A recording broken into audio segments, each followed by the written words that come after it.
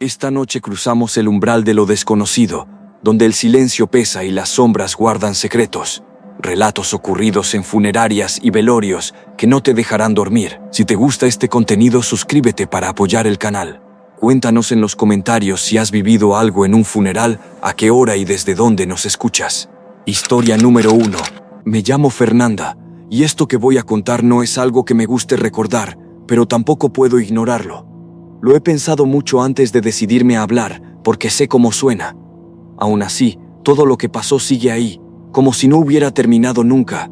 Crecí escuchando silencios incómodos cada vez que se mencionaba a mi bisabuela Maribel.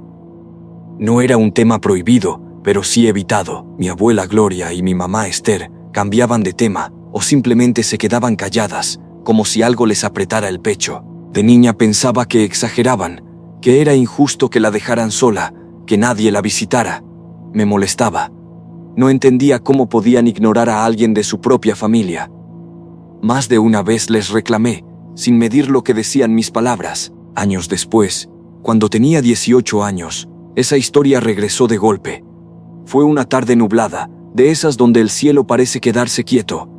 Estaba en casa cuando mi mamá recibió una llamada que le cambió la cara por completo. No habló mucho, solo escuchaba. Su expresión se volvió tensa, como si algo que llevaba tiempo esperando finalmente hubiera pasado. Colgó despacio y llamó a mi abuela. En minutos, las dos estaban sentadas frente a frente. Me acerqué sin decir nada. Mi mamá levantó la mirada y sin rodeos dijo que Maribel había fallecido. No hubo lágrimas inmediatas ni sorpresa, solo un silencio extraño que se instaló entre las tres. Lo primero que sentí fue enojo. Les reclamé. Les dije que eso pasaba por no estar con ella, por ignorarla tantos años. Mi voz salió firme, pero dentro de mí algo no terminaba de encajar con su reacción. Mi abuela no me respondió de inmediato. Se quedó mirando la mesa, con las manos juntas, apretando los dedos. Mi mamá respiró hondo y me pidió que me sentara. Esta vez no discutí. Algo en el ambiente me hizo hacerlo. Nos sentamos en el comedor.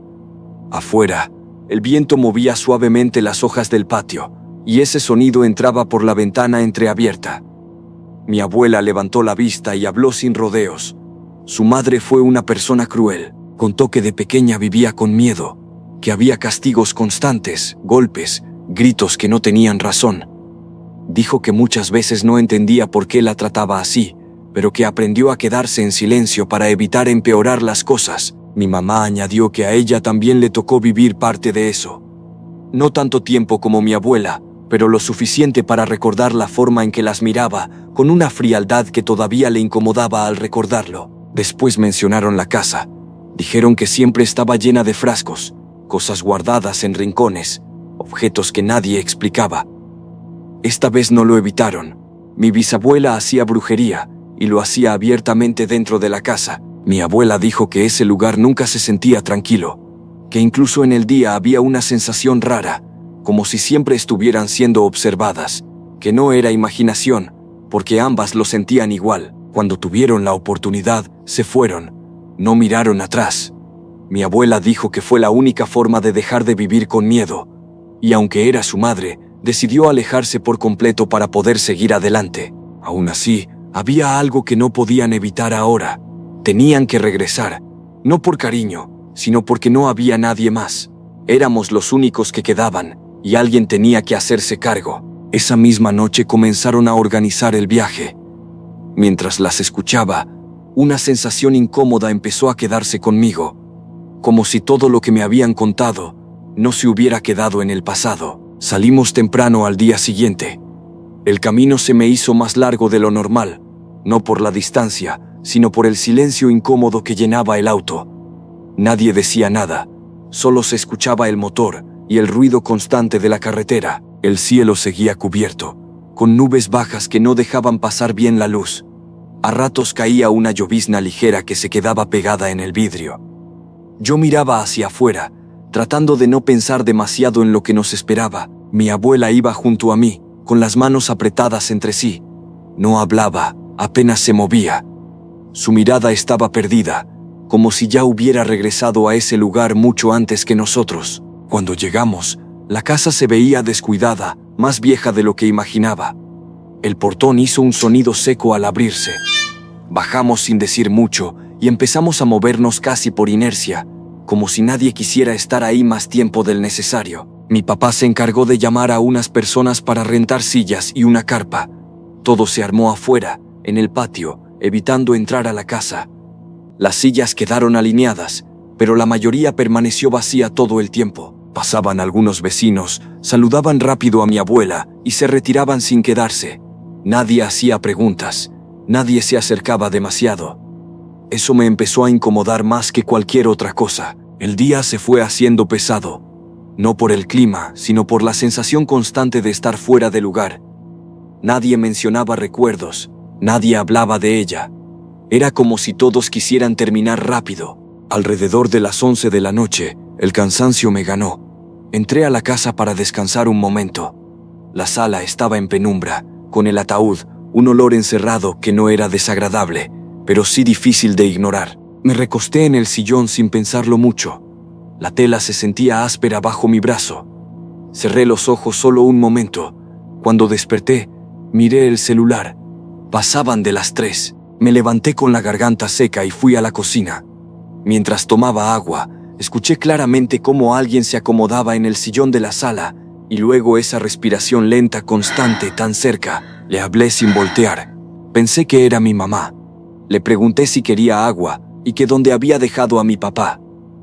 Mi voz sonó baja, aún medio dormida, pero no obtuve respuesta. Solo esa respiración constante, como si estuviera justo detrás de mí. Volví a intentar. Dije su nombre, un poco más fuerte. Me quedé quieta, con el vaso en la mano, esperando cualquier reacción, pero no hubo palabras ni movimiento. Solo ese sonido, pausado, que no cambiaba, aunque yo hablara. Sentí algo extraño en el pecho, una inquietud que no pude ignorar. Esta vez no me quedé quieta. Giré despacio hacia el sillón y vi claramente una silueta sentada de espaldas. Estaba inmóvil. Entonces escuché pasos. Venían desde la entrada de la casa. Me giré un poco, lo suficiente para ver hacia el pasillo, y vi a mi mamá entrando, mirándome con una expresión confundida, como si no entendiera qué pasaba.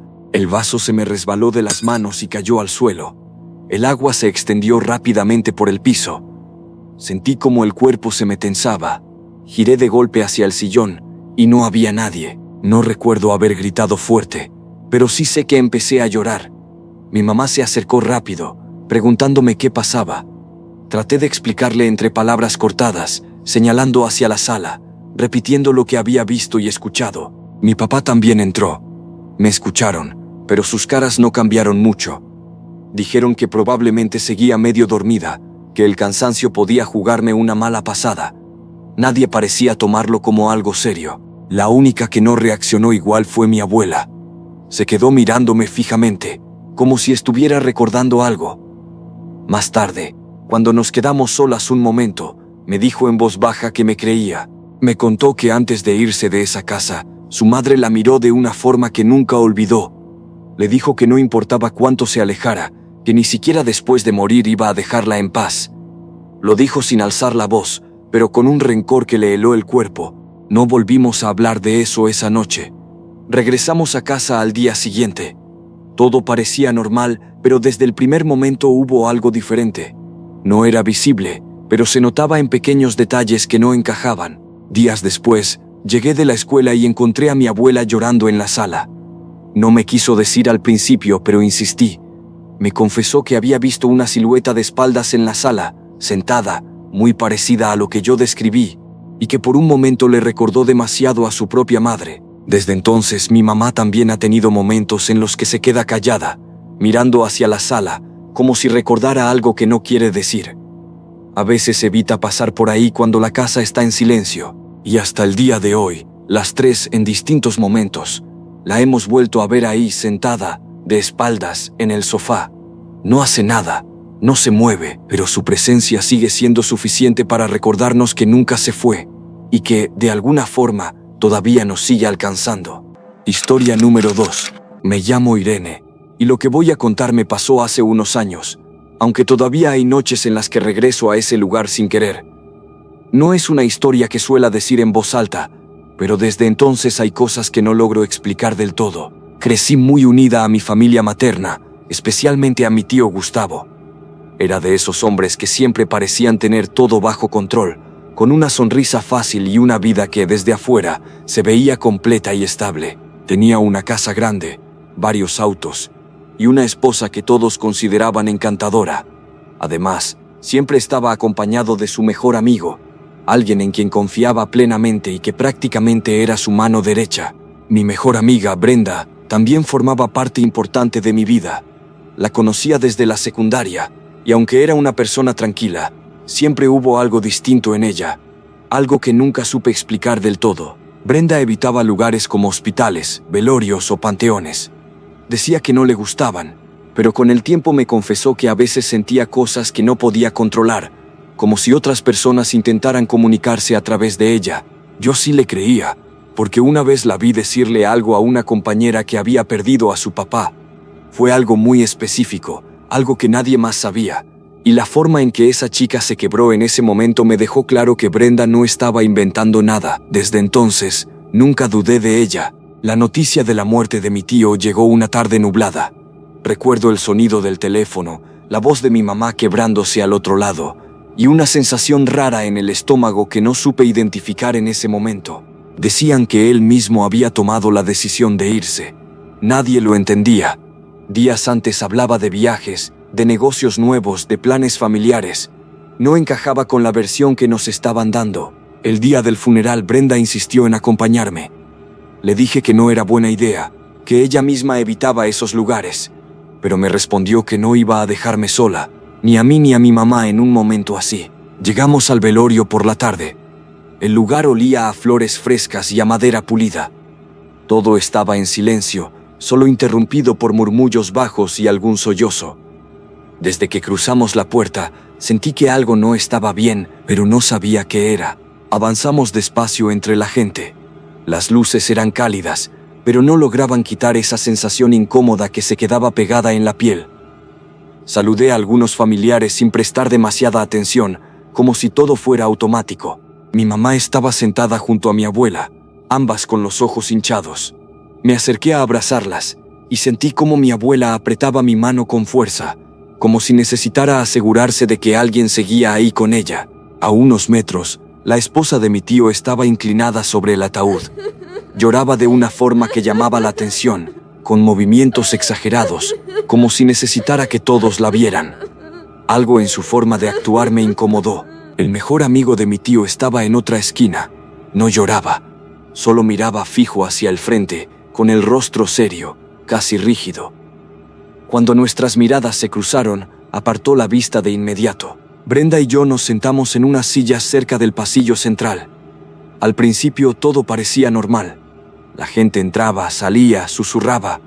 El olor de las flores se mezclaba con el del café que alguien había dejado en una mesa cercana. En un momento, noté que Brenda giró la cabeza de golpe, como si alguien la hubiera llamado por su nombre. Miró hacia el fondo del lugar, entre las sombras de un pasillo, y frunció ligeramente el ceño. Le pregunté si estaba bien, pero solo tardó un segundo en responderme con un sí muy bajo. Después volvió a su postura normal, aunque ya no se veía igual de tranquila que antes. Las horas pasaron lento. La noche cayó sin que me diera cuenta, y el ambiente se volvió más silencioso. La mayoría de la gente hablaba en voz baja, como si temieran interrumpir algo más que el duelo. Estábamos platicando de cosas sin sentido, solo para distraernos, cuando de pronto me di cuenta de que Brenda ya no me estaba respondiendo. Su silencio fue tan abrupto que me hizo voltear de inmediato. Tenía los ojos completamente en blanco, y su mano temblaba sobre su regazo. Luego, sin previo aviso, una lágrima comenzó a bajar por su mejilla, y después otra, como si algo dentro de ella se hubiera roto de golpe. Al principio pensé que el cansancio la había vencido. Le hablé en voz baja, intentando no llamar la atención, pero no reaccionó. Su respiración era irregular, como si estuviera conteniendo algo demasiado grande. Tomé su mano, y estaba fría, rígida. Sus dedos se cerraron de repente con fuerza, como si se aferraran a algo invisible. Sentí un escalofrío recorrerme los brazos, pero traté de mantener la calma. De pronto levantó la cabeza. Sus ojos seguían perdidos, pero su expresión había cambiado. Había enojo, uno que no le había visto nunca. Y entonces empezó a llorar más fuerte, sin control. Giró lentamente la mirada hacia el ataúd y luego hacia la esposa de mi tío. Se quedó fija en ella unos segundos que se sintieron eternos. Después se puso de pie sin que pudiera detenerla. Caminó directo hacia ella. La gente empezó a hacerse a un lado, confundida. Yo fui detrás, sintiendo cómo el corazón me latía en la garganta, sabiendo exactamente lo que estaba pasando, aunque no quisiera aceptarlo. Cuando estuvo frente a ella, su voz salió quebrada, pero firme. La llamó falsa. Dijo que no tenía derecho a llorar así, que todos estaban viendo algo que no era real. El silencio alrededor fue inmediato. La esposa de mi tío se levantó, molesta, intentando callarla, pero Brenda dio un paso más cerca. Señaló hacia donde estaba el mejor amigo de mi tío, sin dejar de llorar, diciendo que, si quería irse con él, solo tenía que hacerlo. Algunas personas intentaron intervenir, pero nadie se atrevía realmente a tocarla. Había algo en su tono, en su mirada, que hacía que todos se quedaran quietos, como si temieran escuchar lo siguiente. Entonces empezó a pedirle perdón a mi abuela. Dijo que la había dejado sola, que sabía que no merecía eso. Luego mencionó a su hermana, diciendo que ahora ella tendría que cuidar de todo. La esposa gritó, fuera de sí, preguntando quién se creía para decir esas cosas. Pero en ese momento, Brenda cayó al suelo. Corrí hacia ella junto con mi mamá, que ya entendía lo que estaba pasando. Esa noche nos pidieron que nos fuéramos. Muchos no creyeron nada, pero mi mamá no dejó el asunto ahí. Insistió, investigó, preguntó, hasta que semanas después los estudios revelaron que mi tío no se había ido por decisión propia. Recuerdo la noche en que llegaron por ella. Fuimos con mi mamá. La casa estaba en silencio. La esposa de mi tío estaba en un rincón llorando, diciendo que ya no podía dormir, que algo no la dejaba en paz. Días después, ayudando a mi mamá a recoger las cosas de mi tío, entré a la sala. Todo estaba igual, como si él fuera a regresar en cualquier momento. Me acerqué al sillón donde solía sentarse, y ahí, sin explicación, percibí ese olor tan específico, el del puro que siempre fumaba. No era fuerte, no era constante, pero estaba ahí. Lo suficiente para hacerme quedarme quieta, sin saber si quería moverme o no. Desde entonces, cada vez que recuerdo esa noche, no pienso en lo que dijo Brenda, sino en cómo todo empezó a encajar después. A veces me pregunto si realmente queremos saber la verdad cuando llega de esa forma, porque hay cosas que, una vez que las entiendes, ya no te dejan en paz. Historia número 3. Me llamo Javier, y lo que voy a contar no es algo que me guste recordar. De hecho, me costó meses decidirme a hablarlo, pero siento que, si no lo digo, se va a quedar conmigo para siempre, como si todavía no hubiera terminado del todo. Todo empezó con una llamada en la madrugada. No era normal que sonara el teléfono a esa hora, y menos con el nombre de mi tía en la pantalla. Contesté medio dormido, pero su voz me despertó de golpe. No necesitó decir mucho. Mi prima Fabiola había fallecido. Tenía 27 años, los mismos que yo. Habíamos crecido prácticamente juntos. Íbamos en la misma escuela desde niños. Era de esas personas que siempre estaban, incluso cuando no lo notabas. Me dijeron que fue un accidente en carretera, algo repentino. Nadie esperaba una noticia así. Recuerdo quedarme sentado en la cama, viendo la pared, tratando de entender cómo alguien con quien hablé días antes simplemente ya no estaba. Ese mismo día comenzaron a organizar el velorio.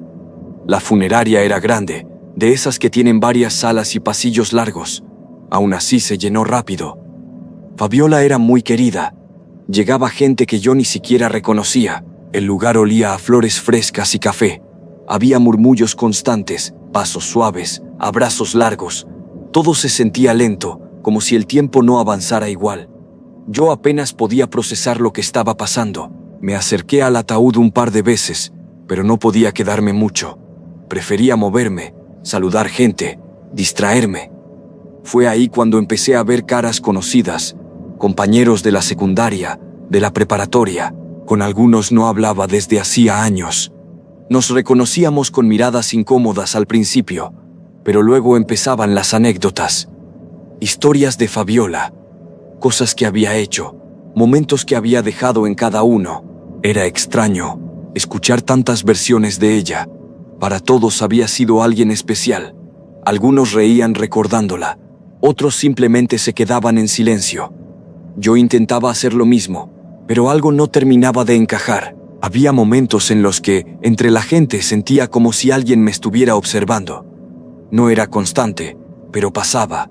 Volteaba y no veía nada fuera de lo normal, solo rostros conocidos, conversaciones suaves. Pensé que era por el cansancio o por todo lo que estaba pasando. Aún así, esa sensación no se iba del todo, como si algo en ese lugar no perteneciera ahí o no estuviera siguiendo el mismo ritmo que los demás. Fue entonces, mientras hablaba con un antiguo compañero, que vi llegar a alguien que no esperaba y que, sin saberlo, iba a cambiar completamente lo que estaba a punto de vivir. Era Sara. No la había visto en años, pero la reconocí de inmediato. Venía caminando despacio, acompañada de su esposo y su hijo. Por un momento, todo lo demás pasó a segundo plano. Nos saludamos con un abrazo breve, de esos que intentan contener demasiadas cosas. Su voz sonaba apagada, como la de todos ahí, pero mantenía esa calidez que siempre la caracterizaba. Me preguntó cómo estaba, aunque ambos sabíamos la respuesta. Nos sentamos juntos en una de las filas laterales. Les ofrecí café y algo de pan que estaban dando. El niño se quedó tranquilo, mirando alrededor con curiosidad, como si no entendiera del todo dónde estaba. Empezamos a recordar cosas de Fabiola, momentos de la escuela, salidas, bromas que solo nosotros entendíamos. Por instantes, parecía que todo volvía a ser como antes, aunque el lugar nos recordaba constantemente la realidad. Sara mencionó que deberíamos vernos más seguido. Intercambiamos números, hicimos ese típico plan de salir a cenar algún día. Sonaba bien en ese momento, como si fuera una forma de recuperar algo que se había perdido con los años. El ambiente comenzó a cambiar conforme pasaban las horas. La gente empezó a retirarse poco a poco. Las conversaciones se hacían más cortas, más espaciadas. Solo quedaban familiares cercanos y unos cuantos conocidos. Sara se despidió después de un rato. Me dio otro abrazo, más largo esta vez. Su esposo ya la esperaba cerca de la salida, y el niño iba unos pasos adelante, medio distraído. Los vi alejarse entre la gente sin pensar demasiado. Yo me quedé un tiempo más. No quería irme todavía, aunque tampoco tenía claro por qué. Caminé por los pasillos, tratando de despejarme. Las luces eran cálidas, pero había zonas donde la iluminación no alcanzaba del todo. En uno de esos recorridos salí hacia un pasillo lateral, más silencioso. Ahí el ruido de la sala principal apenas se escuchaba. Era un espacio largo, con puertas cerradas y un olor distinto, más neutro, menos floral. Fue entonces cuando lo vi. El hijo de Sara estaba ahí, solo, parado cerca de la pared. Tenía la mirada baja, como si estuviera esperando a alguien. Me acerqué de inmediato, sintiendo una incomodidad difícil de explicar. Le pregunté por su mamá. Levantó la vista y me dijo que no sabía dónde estaba, que la había perdido hacía un rato. Su voz era tranquila, pero había algo en su forma de decirlo que no me dejó del todo en paz. Miré alrededor esperando ver a Sara regresar por él, pero el pasillo seguía vacío. Fue en ese momento cuando saqué mi teléfono, recordando que hacía apenas unos minutos habíamos intercambiado números. Marqué el número con cierta prisa, sin dejar de mirar al niño. Él seguía a mi lado, quieto, como si no le incomodara estar en ese pasillo. El tono sonó un par de veces antes de que Sara contestara. Le dije que estaba con su hijo, que lo había encontrado solo. Hubo un silencio breve, y luego me respondió algo que no entendí al principio. Me dijo, ¿cómo que con mi hijo? Pensé que no me había explicado bien. Repetí lo mismo, incluso miré al niño para confirmar. Él estaba ahí tomándome ligeramente de la mano, como buscando seguridad. Sara soltó una risa nerviosa, pero no era de incredulidad, era distinta. Me dijo que eso no podía ser, que su hijo no estaba con ella, que lo había dejado en casa con su mamá porque no quería traerlo a ese lugar. Sentí un vacío en el estómago. Le dije que no tenía sentido, que yo mismo los había visto juntos, que habíamos estado sentados, que incluso el niño estaba con nosotros. Ella guardó silencio unos segundos más. Luego dijo más seria, Javier, yo no llevé a mi hijo. No levantó la voz, no dudó. Solo lo dijo así, directo. como si no hubiera espacio para otra posibilidad. La llamada se cortó poco después. Me quedé mirando el teléfono unos segundos, tratando de entender. El niño apretó un poco más mi mano. Le pregunté su nombre, pero no respondió. Solo me miró y luego señaló hacia el fondo del pasillo. Dijo que había visto a su mamá por ahí. Su voz era suave pero segura. Caminamos juntos. Sus pasos eran pequeños pero firmes. Yo no dejaba de mirar a los lados, esperando encontrar a alguien más. El pasillo se hacía más frío conforme avanzábamos. Las luces eran más blancas, más intensas. Había menos decoración, menos señales de que ese lugar formara parte del área donde estaban las visitas. Antes de llegar al final, el niño se detuvo. Levantó el brazo y señaló una puerta. Me dijo, ahí está, y luego agregó algo que me dejó completamente inmóvil, que mi prima había estado llorando, que no quería irse. Dijo que ella le pidió que me dijera que cuidara de su mamá. No supe qué responder. Solo sentí un nudo en la garganta. En ese momento vi a una mujer de espaldas, con cabello largo y rizado, justo frente a la puerta. El niño soltó mi mano y corrió hacia ella. La mujer se inclinó un poco, como reconociéndolo, y ambos entraron por esa puerta sin voltear. Reaccioné tarde, pero avancé rápido para alcanzarlos. Estaba a punto de abrir cuando alguien me detuvo. Era un empleado. Me preguntó a dónde iba. Le expliqué lo del niño, la mujer, lo que acababa de pasar. Mientras hablaba, noté cómo su expresión cambiaba. Se quedó en silencio unos segundos, pálido. Luego me dijo que no podía entrar ahí, que esa área no era para visitas. Le insistí. Le dije que acababan de entrar 2 personas. Negó lentamente con la cabeza. Me explicó que detrás de esa puerta estaban los refrigeradores donde guardaban los cuerpos, y que justo ese día habían recibido a una mujer y a su hijo, con características muy parecidas a las que yo describía. No supe qué decir. Sentí cómo todo se me venía abajo de golpe.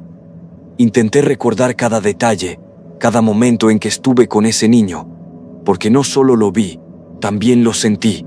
Su mano, su presencia, todo. Esa noche no me fui de inmediato. Me quedé sentado, tratando de entender en qué momento algo dejó de tener lógica.